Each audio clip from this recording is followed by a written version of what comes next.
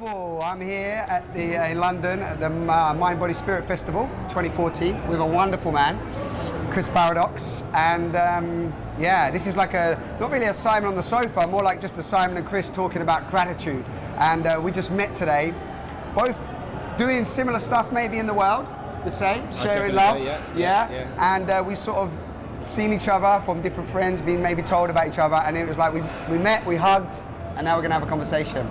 So I think we just pick up from where we left off, but maybe just share like that beautiful stuff you were sharing about gratitude. And well, you know it, and I think everybody knows it. That's the beauty of these things. It's like we're talking about the stuff that everyone knows, but it maybe hasn't been articulated in a way to really recognize.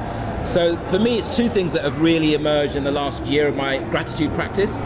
The first is that gratitude isn't something that you reach up to achieve. It's actually our default state. And actually, what I like to say is that I think we can all agree that life is the greatest gift. If that's true, then every living being is basically in a state of gratitude naturally. You see it in babies when they're not in pain or hungry. There's that natural joy. And for whatever reason, the world we live in, our own stuff, things get in the way of that. But it's a much simpler process, I think, to return to something than to reach to something you've never had.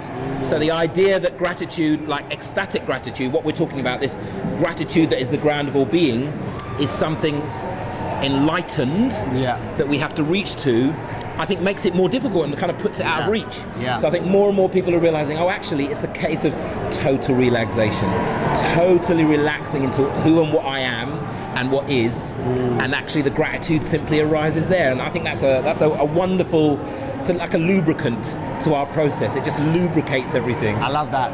I'm feeling lubricated as he says that, it's like, it's true. And I love how I'm glad you just condensed it so beautifully again, because we both said a similar thing as well, didn't we? Like, I obviously resonate with everything you're saying, and we've both been doing different things and setting it up differently, and just finding the thing that resonates for people, or calling it different things. Like I call things gratitude for life. And it was just like you was like, it's the core. It comes back to gratitude, and often. I don't know how you feel about this, but something I've noticed with people is that when it's simple, there's a big avoidance from it. When it's too simple. When it's too simple, it's like, it can't be that simple. Right. I can't. Otherwise, I would have got it, or somebody would have told me. Right. So I don't know if you've been experiencing that, but like when I say to somebody, it's just grateful for your life as it is now. That's it. You don't need to fix anything. As you are, it's here. You're born. You made it through 250 million sperm cells. You made it through. And it's and even that, some people resonate, but there's still a huge layers of resistance. Yes, of like, because it must be more complicated. Yeah, I need money. I need this. I need this, and then I'm going to be grateful for life, or I need a partner, etc., etc. So I don't know if that's come up for you. Or it has, and it's actually in many ways there's two issues. There's the there's the rejection of that's all me navel gazing. There's stuff going on. There's climate change. There's all stuff going on in the world, and we should be focusing on that. Forget that. That's selfish. There's that rejection, and then there's the rejection of no. I have to do all this. I like you say, I've got to pay my bills, which is fair enough. All of that kind of stuff, and I have to do this really complex spiritual practice thing. And what I found is that there is no telling someone. In a way, there's no telling anyone anything, really. So it's all about giving them the experience. So in the workshops and things that I do, you lay the context. So what you want to do is allow for enough openness that they can get it to a degree. So, because most people will, I get it. Gratitude is the thing that will take no. But they can only get in if you're talking about it, they'll get it to that degree, and then the other, let's say, more immediate life issues of paying bills and things like that will just overwhelm it. And that will be the situation.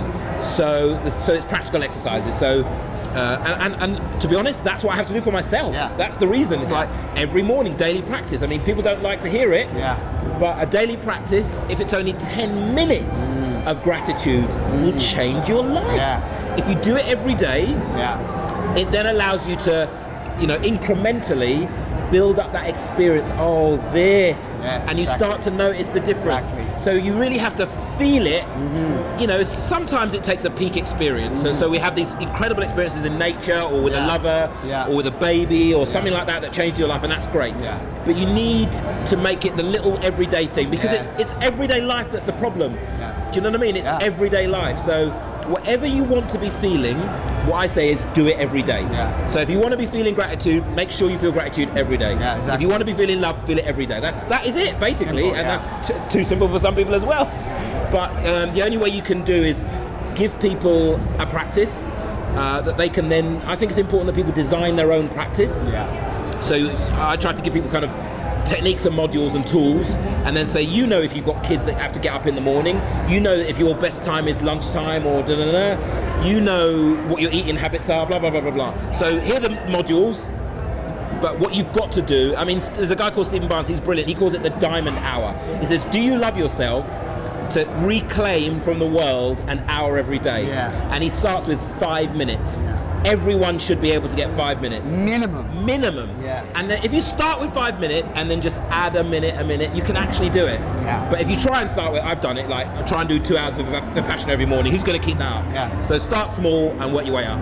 Beautiful, and I mean, I don't really have to add anything to that other than that repetition and routine. It's, you know, it's like even when I used to do training and it was in the gym, it's like, how did I get the best results? Repetition, routine. Diet, repetition, routine. It's just like, again, it's not rocket science. It's not like we're saying, hey, there's a new spiritual way to enlightenment. It's like, look, you want to change your life, you want to be in this resonance that we're talking about, then you require a bit of practice. Basically, you know, and it's that simple, right? Yeah, it really is that simple, and like you say, that the brain doesn't like that. Yeah. Because when it's that simple, then it's really clear that you're resisting, and if you're resisting, then you might have to look at why you're resisting, and looking at why we're resisting isn't something that we like to do.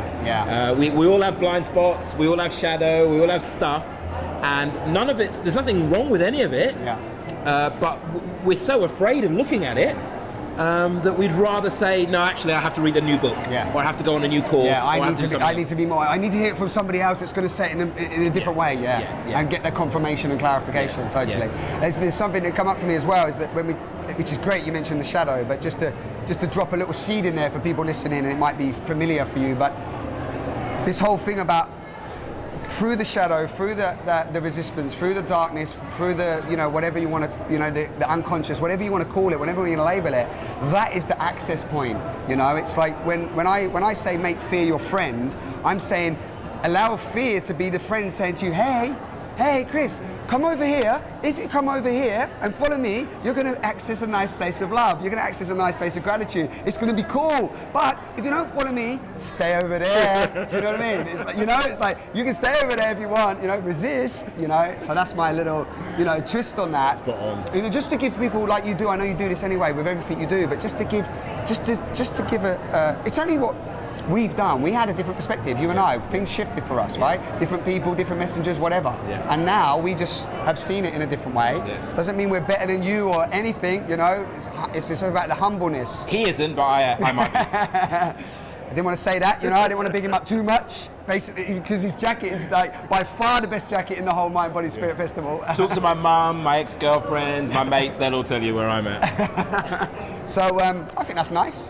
Nice little. That's really good, brother. That's what we wanted to do, didn't we? We just wanted to create a little video bite for you all. So this is Chris Paradox. I'm Simon, known as Simon on the Sofa sometimes, and ultimately we're none of those names. Can I say one more thing? Please. I'd really to them, to me. To you and everyone. Just this is the thing that I use in the exercise that I give, is to, you know, no scientist or philosopher knows why anything exists at all. The odds against anything existing at all are trillions and trillions and trillions to one. The fact that we have this magnificent beauty of the universe is just, it's a miracle. Basically, the fact that this exists, that you exist, that anything exists is a miracle. So let's just start from the facts. Everything is a miracle. You are a miracle. Yes, I know. So if you want to tap into your gratitude, just keep remembering that. Don't take it for granted. Don't take for granted that your body is doing a trillion things to keep you alive and healthy all the time, and you don't have to do anything. Miracle. So like, if you can remember that your body's a miracle, if you can remember that having consciousness is a miracle, if you can remember that color, sound, is a miracle, you will be living in gratitude. Job done. Job done. You're a miracle. Job done. And it's like, it's so cool. I'm sure that it's nobody talking, it's the miracle talking. That was the miracle talking. Oh man, it's a miracle that you can hear me through that piece of metal. I know, that's what I say sometimes on the sofa. I'm like, the fact that you're even watching us now, look at us, total miracles, looking at a miracle, listening to a miracle, speaking to a miracle. Wow. It's miracle time. Da, na, na, na. Miracle sound. Oh yeah. What's that? Miracle. It's a miracle. Yeah. I don't know how well that worked, but it was fun.